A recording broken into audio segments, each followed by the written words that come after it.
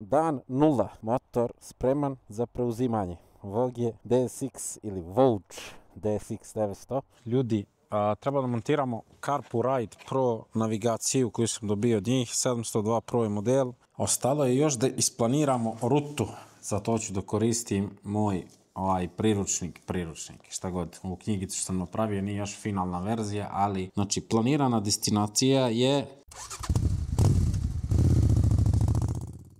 Pozdrav ljudi, sunce konačno tu, nije još naravno temperatura kako treba da bude. Meni Yamaha još malo nije stigla, ali sam setio jedne cool ideje. Rekao, ajde da snimimo nešto, da vidimo šta bi bilo cool, brate, da odem neki dalji put sa nekim kineskim motorom i ko bi bio raspoložen da mi da taj kineski motor. I onda sam setio Mladena kojeg znam iz ATV Nautike, rekao, ajde ga pitam da vidimo da li će mi daju neki motor. On je rekao, može, nije problem, dođi da govorit ćemo se, ali nije znao da ću da idem na turu od tipa 2500 km, tako da idemo da vidimo koji će motor da mi daju za takvo putovanje i takvu turu i posle idemo da vozimo. Ostanite do kraja klipa da vidite gde. Ljudi, stigli smo u salon ATV Nautike. Kompanija koja je inače zastupnik Segway kvadova, Vogue skutera i Longines kvadova. No, kvadovi nas ne zanimaju, nas zanimaju motori. Da vidimo da li tu Nemanja također. Gde si, brate moj, pre svega? Poštovanje. Što ima, jesi dobar? Evo, odlično, kako si ti? Evo, brate, ništa, došao, brate, da uzmem motor da se vozim, jer ti Mladen šta prenodi informaciju. Jeste, spremio je za ovu tvoju ludu vožnju jedan specijalan motor, spremio je Vogue 900 DSX, model koji bi trebao da ispuni sva tvoja očekivanja i ovaj zahtevan put. Dan 0, motor spreman za preuzimanje. Vogue DSX ili Vogue DSX 900. Ovdje, ako biste gledali BMW S850 GS, vidjeli ste bukvalno da su radili motor, to je rade motor, to je taj motor. I ako mi verujete, ni ja nisam verovao, ali su mi juče neki majstori iz drugih kompanija koji nisu kineski, neću sada ih imenujem koji jesu, ali su mi rekli da je to taj motor 100%. 21.19, pravi za avanturu, upside down vile, potpuno podesive, rekli su mi da su juče sve sredili, grijači ručica, grijači sedišta, Brembo. Idemo mi da vozimo ovo, da vidimo kako to izgleda. Kako se to vozi? Sviđa mi se moćno. Ključ ti u džepu. Treba samo stisneš ovdje dugme, kontakt. Imaš ovdje dva USB soketa što će da mi znače. Tu ću da stavim navigaciju danas. I da ovdje imaš desnom od ove vožnje. Znači idemo upalimo mašinu. Mislim da ne možeš da menjaš model vožnje dok si u vožnji, moraš da staneš, ali krenut ćemo sa roadom. Visina 825, ali ovdje kad je na centralnom štenderu, boga mi, si dosta podignut. Čekaj. Dobro, ok, kad ga spustiš dole, ja sam svojih 181 nekako na prednjem delu nogu mogu da stanem na njega. Kočnice, možda ću malo da ih zategnem, ali ajde da vodimo. Kvačilo, deluje mekano, idemo mi, lagano se vozimo i treba da uzmemo nešto još stvari sutra za put, ali poenta danas da vidimo kako je prvi utisak s ovim motorom. Idemo ovdje, malo stisnemo gas.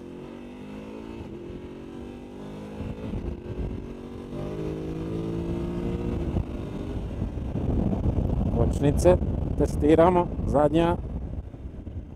Zadnja je nešto baš slaba, čini mi se. Prvobitni osjećaj, nemam pojma, možda treba malo se naviknem da je koristim. Nisam proverio da li može ovaj vizir da se diže, zanima me to. Vidjet ćemo koliko smeta na autoputu, samo da vidim još jednom. Može u vožnji promeniš mod vožnje, top. Ajde vidimo sport mod, druga brzina. Dobro, boga mi ovo povlači fino, vešanje čini mi se mekše podešeno, ali ajde da vidimo se vozimo još. Deluje mi ovo kao jako zanimljiv motor koji će me služiti narednom periodu. Dobro, ovo sviđa mi se što ima prikazano pritisak u gumama. Ajde vidimo baš preko ovih nekih rupica kako vešanje radi posao. Pa okej.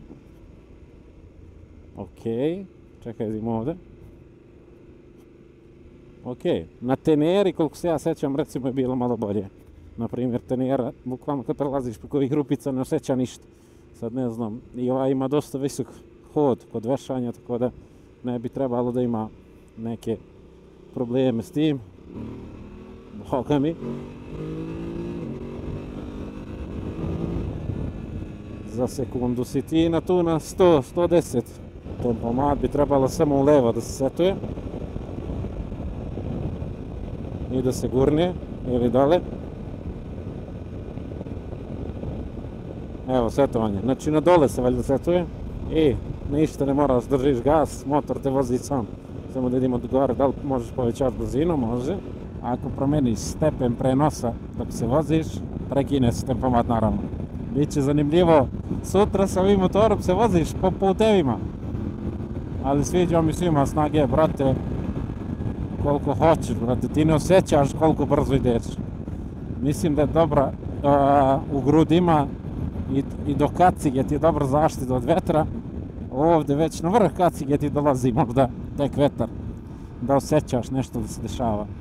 Udobnost na autoputu je cool, ove rupice ne osjeća, mislim ove neravnine. Moram da napomenem recimo sa tom Tenerom, kad bi ga poredio, Tenera mi je, brate, bila još udobnija. Ovaj deluje jače, zato što brže ubrzava lupam do 150, ali na primjer Tenera možda nema tu zaštitu od vetra, ali udobnost bih rekao da je bolja u smislu vešanja, a u smislu sedišta mislim da je ovo možda bolje sedište. Sad ćemo da vidimo kakav je na autoputu, da se provlači malo. Da vidimo kakav je, što je dobar menjač, brat.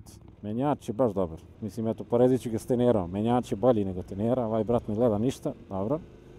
Sirena, to je sirena, dobro. Ajde probamo da ga vratimo.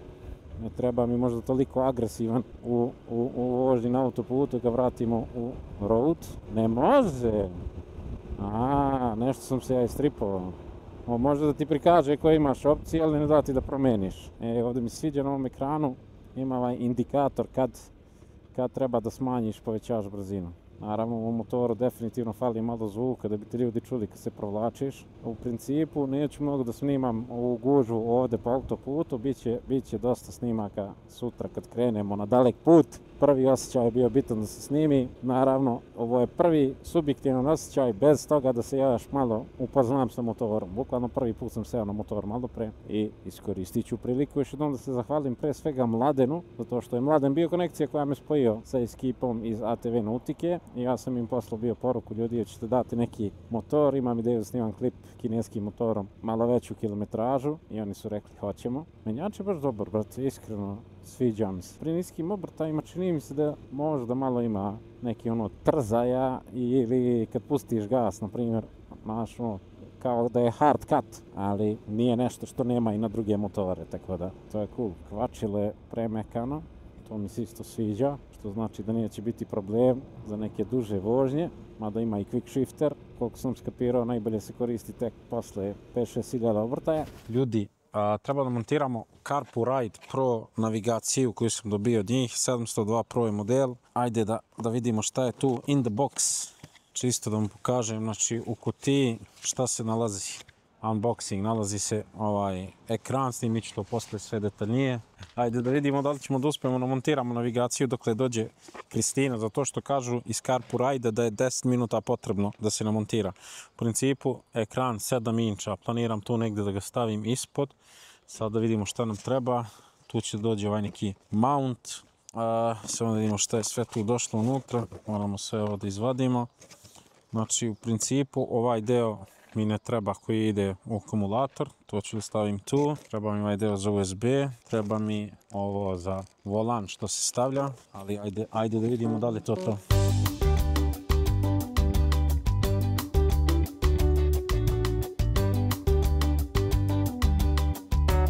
Pa ljudi, posle ne znam koliko montiranje, malo pre na Mirjevu džaba, komšija je došao smeta ovamo namo, ali sam uspio da namontiram CarPoRide na Vogeta i u principu nije ništa strašno.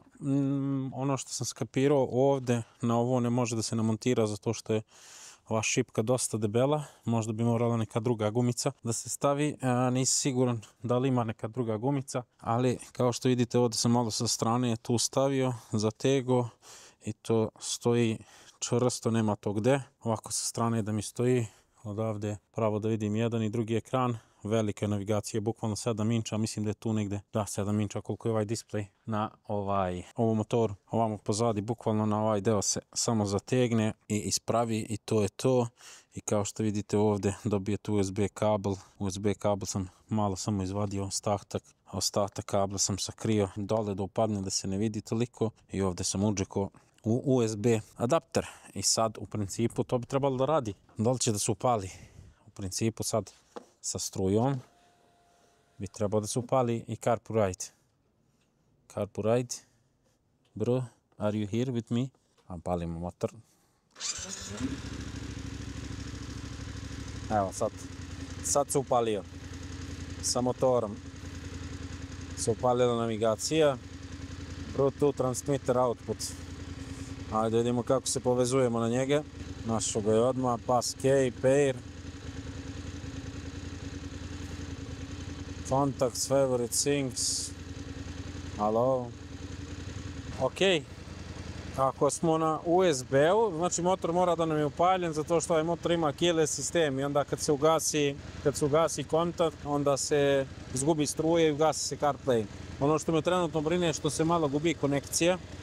Ne znam da li je to od iPhone ili do čega, ali s vremena na vreme vrati se.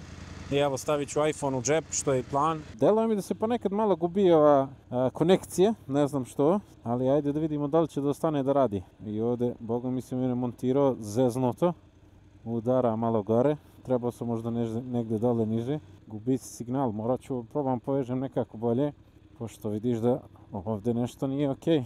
U principu CarPlay ti mirroruje sve što vidiš, ili Android Auto ili CarPlay ti mirroruje sve što vidiš ti na tvom uređaju, tako da to sad znači da će da mi troši bateriju i na telefonu i ovamo. Sad ovo me nervira što se gubi ova konekcija, ne znam što se gubi, da li je ovo do Bluetootha, do CarPlaya, do struje, do čega, ali izgubi se pa se vrati. Bitno je da mi pokazuje pravce nakon nekoliko metara gdje šta, kako da se isključim, to je najbitnije sutra da znam gdje idem i bitno je da mi je to negdje u vidokrugu i da mi ne smeta ovom glavnom ekranu, to mi je cool, to sam sredio. Sutra kad budem ukucao gdje treba da idem, bit će zanimljivo. Samo će mi trebati onaj neki eSIM, to ću morati da vidim koji eSIM mogu da kupim da mi radi na sve zemlje gdje ću da idem. Ono što sam teo još da kažem, a da je vezano za ovaj motor, brate, je da solidno greje, a napolju je 24 stepena, što nije ni mnogo ni malo, ali motor greje prilično fino. Brat nosi slušalice, za malo sam ga digao na haubu. Dobro, ovo što se gubi signal, preživeću nekako, ne znam da li je to do Wi-Fi na telefonu ili do čega, probat ću da izgooglam, ali inače to mislim da to ne bi trebalo da se ponaša. I vidjet ćemo koliko će dobro da me služi u putu, ali bitno mi je mnogo da ne nosim telefon ili da nemam telefon tu, nego da imam neku normalnu navigaciju ovako. Ali ovako display, to je sve ok, sve to stoji, 7 inča, vidiš sve živo gdje što treba da ideš. Putujemo jaran, putuje mi ja. Ono što sam teo da kažem još za Voge, za ovih 34 km za sat, sviđa mi se motor, kvačilo je super, menjači super, šta mi se ne sviđa je, očekivao sam da će da bude još udobniji što tiče vešanja, ali mislim da to možda može da se našteluje. Vidjet ću možda i ja da naštelujem nešto noćas, zato što recimo ove rupe ovdje ne bi trebalo da osjeća s ovim vešanjem. Ostalo je još da isplaniramo rutu, zato ću da koristim moj priručnik, šta god. U knjigicu što sam napravio nije još finalna verzija, ali uskoro će da bude, treba da zamenimo ovu sliku, treba stigne logo i da testiramo više verzija papira, šta god, ali ovo što je ovdje cool i što mi se sviđa što će nekako to da mi ostane. Ja sam nekako na telefonu isplanirao šta hoću da radim, ali sad ću i vama da ispričam u principu šta je plan za ovo putovanje, gdje hoćemo da idemo. Samo da vidimo gdje je ovdje planovi putovanja, gdje sam to stavio na koju stranu. Moto avanture, planirana destinacija, evo da vidite kako to izgleda. Ovo mi se sviđa, top, baš mi se sviđa. Znači, u principu, sad ću samo s telefonu prepišem zato što hoću da mi ostane bukvalno zapisano uvijek u nekoj sveščici gdje sam bio, šta sam radio. Znači, planirana destinacija je Švajcarska. Ruta i kilometražu. Kilometraža je neki bukvalno 2500 km, znači idemo BG, ukratko, Italija, Švajcarska, pa opet nazad za Italiju, pa onda nazad za Beograd. 2500 km do 3000 km. Znači plan je da u 3 dana odem do Švajcarske, a razlog je sljedeći da hoću da odem da vidim da iznenadim mamu. Mama je u Švajcarskoj, radi nešto i ne znam da ću da dođem i kako se zove, ja bi se malo uželeo i hoću da je vidim, da napravim iznenađenje, naravno će da me psuje što sam došao s motorom i sve, a ja sam napravio ideju da snimimo neki lupan kineski motor, da li može kineski motor da izdrži i da se vrati. Vidjet ćemo kako ćemo se provedemo, ja mislim da će bude sve bez problema, nadam se da će da bude sve tekovi, naravno pratite, bit će ovo priča iz više delova. u ovom prvom delu. U suštini hteo sam samo da vas upoznam sa čim idem do Švajcarske, šta je neki plan, šta su negde, evo ovdje sad gde ću pravim pauzu, pa ja mislim da ću možda negde Zagreb, Ljubljana, pa negde Italije, pre Ornaga. Inače ću da svraćam u Ornago, tamo je, u principu bukirao sam hotel bliže Milanu, nekih 40 km, zato što u Milanu tipa takse samo plaćaš 100 eura, katastrofa. Bitne napomene, šta hoću da napišem, za sad što znam da su bitne napomene, je napravio sam navigaciju, to sam rešio, nešto me zezo iPhone, mnogo je komplikovano da setuješ CarPlay sa CarPlay-om, ali našao sam rešenje i ako imate CarPlay, ovu navigaciju, u principu treba samo da resetujete network settings i da dozvolite preko Sirija, šta znam, da se šeruju podaci, šta god je, uglavnom poslije neće vam se seckati ona slika. Koristit ću Sigic aplikaciju za navigaciju i koristit ću Wow Connect, tipa ima 8 eura, 3 dana internet kartu. Eto, za svaki slučaj ako mi bude trebalo da možda podelim neke slike i tako to. Napomene šta su još? Pasoš, pare, opremu sam svu spremio, spakovo, ja mislim, navigaciju sam sredio, motor su proverili momci iz ATV Nautike, hvala još jednom momcima iz ATV Nautike. Da, inače za CarPlay, hvala i njima što su mi poslali navigaciju, bukvalno bi morao kupujemo quad lock maskicu, držim telefon na kormanu i u suštini za sve ljude koji hoće da naruče CarPlay 30% imaju popusta. Ja sam mislio da ima problem sa iPhone-om, ali u stvari iPhone je taj što pravi problem, a ne CarPlay. CarPlay za sad, koliko sam vidio, evo sad i testiram pola sata, ne trepće, sve radi full. Teo sam da nisam nešto zaboravio, gde treba da stanem, hotel sam bukirao. Bitno mi je da prvi dan taj prođe kako treba, zato što vozimo nekih 1000 km u jednom danu. Plan je da se krene nešto oko 10 ujutru, zato što posle radim u toru noći, spuštam muziku, ne znam da li ću stići da se odmorim, koliko i morat ću negde pravim naravno pauzu za odmor. I šta je plan?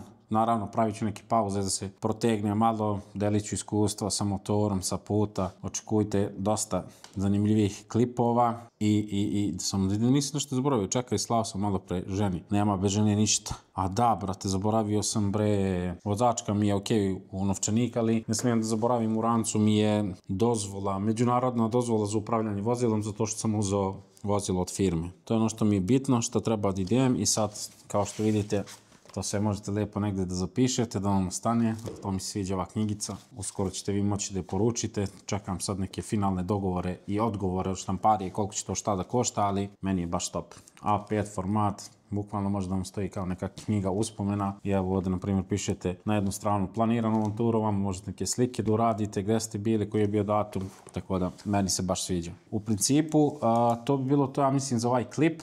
Idem da radim još, idem da probam se odmorim i vidimo se u narednom klipu. U narednom klipu vas očekuje vožnja, znači od Beograda do Italije, gdje ću prenijeti iskustvo moje što se tiče i putovanja i autoputa i motora i svega, tako da stay tuned, see you. Još jednu stvar sam zaboravio da vam pokažem sa CarPlay-om, koja mi se najviše svidjela. U principu da vam neko ne bi ukrao navigaciju, bukvalno samo ovo ovdje odvojite, skinete i onda kad hoćete da je vratite, odvijete malo, vratite gdje vam odgovara, recimo ovako nešto, i onda zategnete ovaj šrafić i rešio sam ovaj problem s iPhone-om, konačno, znači kabel sakrijete tu negdje i ubacite u motor i u principu to je to. Imate navigaciju, zategnete još malo, proverite li sve mrda, ne mrda se ništa. Keyless je sistem, to smo rekli već jednom. Stisneš dugme, pali se program, trebala bi se upali sad i navigacija kad dobije motor kontakt za struju. I evo, pali se CarPlay. Sad bi trebalo da mi je ostala aplikacija, skinuo sam Sigic navigaciju. Motor je, brate, visok dosta, kad je na centralni štender, to je pakao. Jedna stvar što sam primijetio da mi se malo ne sviđa je sljedeća. Sad ću da spustim motor sa centralnog štendera. Nije ništa što se kaže nešto bitno mnogo, ali pazi gdje vam dođe ovo centralni štender. Samo da mi ne padne motor. Znači, bukvalno je kod ovog zadnjeg fuzastera. Malo je nepristupačno. Moraš da ga sa ove strane gurneš u desno, pa da onda se nasloniš na njega i onda da ga podigneš. A pretezak je. Čisto da znate. Evo, ostala mi je navigacija, top, sviđa mi se, skinuo sam mape, spreman sam za sutra. CarPlay radi posao, više me iPhone izjebao, a ne CarPlay, ali dobro. Idemo snimiti još malo motor, neke utiske. Da, ovo što sam teo da kažem isto, težina se tek vidi kad se manevriše u mestu. Kratak overview motora ću da napravim, znači to je ono nešto što bi imao svako priliku da primijeti kad ga vozi nekako kratko, a ja, hvala Bogu, ću imati priliku da ga vozi malo duže. Tako da to je cool. Ono što ću da kažem, nema podesi vizir, fiksiranje, koliko sam ja uspio da vidim, nisam uspio da nađem da se može se podešava. Ima dosta ovih USB zajebancija, ekran je dobar, noću posebno, preko dana onako. Ima osjaj mali, malo me po gradu nervira kad se vozi, kad na primjer evo sad voziš u prvu, pustiš gaz i ima neko strecanje da kažem. Znači bukvalno se ponaša najbolje tek poslije 2500-3000 obrtaja. Ispod toga ako si u nekom većem stepenu prenosa pa pustiš pa daš gas, malo ima onog strecanja. Ubrzava odlično, kočnice bi rekao da su dobre, nisu sad ono neko savršenstvo ludilo, ali obzirom na gabarite, težinu i na sve, rekao bi da kočnice rade skroz ok. Zvuk mi je isto zanimljiv, mislim on nema kako se zove nikakav custom izduf, ali na primjer u mestu kad si, ne čuje se to sad lijepo. U principu htio sam da kažem da lijepo to radi, brate, lijepo radi neki aftermarket izduf kad se makne onaj katalizator, mislim da bi to radilo full. Evo go, na primjer ti sad treba se provučeš da ovdje ono, malo daješ gas, malo ne znam ni sam i motor te malo, tako da za po gradu, malo je zeznut u tom nekom smislu. U drugom smislu kvačilo je super, vešanje, evo ovdje rupe čitave po trgu Republike. Iskreno vješanje sam očekivao da će bude bolje. Mislio sam da će bude negde u rangu bar sa tenerom, kako mi izgledalo, ali izgleda da je motor pretežak, pa da to vješanje ne može doći toliko do izražaja, ili možda čak nije najbolje podešeno za moje gabarite. Po krivinama se vozi super, to je ono što sam dodatno primijetio, da se lijepo motor vozi, položaj sedenja cool, ali ok, vidjet ćemo sutra kad pređemo 16.000 km s njim. Šta mi se ne sviđa, sitnica jedna, mislim je za žmigavce, pogotovo kad nosiš rukavice i daš žmigavac, nemaš povratnu informaciju da si kliknuo nešto, nego bukvalno moraš da vidiš na ekran da li ti je upaljen ili nije. Znači ja nemaš onaj dodatni kao klik na nekim većini motora, dao sam levi, dao sam desni, nego moram da vidim i onda bukvalno mi nekad ostane upaljen žmigavac. Kad ugasiš ima. Tako da, to je neka sitnica koja mi je isto privukla pažnju. Kvalitet izrade uopšte nije loš. Uopšte je daleko od lošeg. Znači bukvalno, ne znam, voziću kod baje F850 GS, što je maltene ovakav motor, pa me zanima samo kako će njemu da budu neke stvari. Čini mi se mašina se ponaša odlično. Šta sam teo? Da, evo ga Carpo Ride u praksi. Znači u suštini možda ako imaš kardo da stisneš tu i da primiš poziv, ali ja kad sam na motoru ne volim da pričam, ne sad zato što snimam, nego zato što čućemo se kasnije, brate moj. Super korisno je ovo što ima koliko ti je pritisak u gumama, kad scrollaš meni imaš da vidiš čak temperaturu, keyless sistem je cool, staviš u džep, zatvoriš džep, ne razmišljaš ništa oko toga, to mi sviđa. Kad staneš od ove vožnje, ovdje možda pališ maglenke, da ljudima blickaš malo jače. Pozad imaš pališ grejače ručica, grejače zadnjice, sirena, tempomat KTM style i ovo ovamo podsjeća me dosta na KTM. Čini mi se da oni imaju dosta slično, iako nisam vozio ni jedan KTM, ali znam kako izgledaju table. U principu to je to što se tiče ovog nekog možda gradskog segmenta s ovim motorom i nakon prvih 40 km. Kakav je taj neki utisak? Uzimajući u obzir da je motor košta 10.000 eura samo, možda dobiješ, brate, motor s kojim možda ideš negde baš daleko. A kako će da se pokaže u tome ćemo da vidimo. Quick shifter, sad ćemo testiramo. Quick shifter radi dobro, ali nakon 4000 obrtaja. Pre toga ga nisam nešto ni koristio, ali preko toga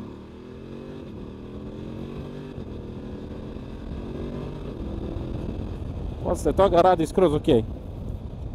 Znači ima i također manju, ali ja ne znam, u većini slučajeva, pogotovo kad se krećem po gradu, znači ne maltretiram motor, već stisnem kvačilo i smanjim stepen prenosa. A ovaj radar što ima u retrovizorima, ne znam šta da kažem za to. Cool je, mnogo mi se sviđa kao taj feature, ali evo ja sam danas prolačio po autoputu, danas je bilo ono svetlo bilo u taj retrovizor, ja nisam vidio ništa. Mislim, vidio sam, vidim kola iza, ali brate da bi video da svetli ovo unutra, morao bi baš da se zagledam tu. Tako da nije mi bilo nekako intuitivno. Uglavnom, to bi bilo to.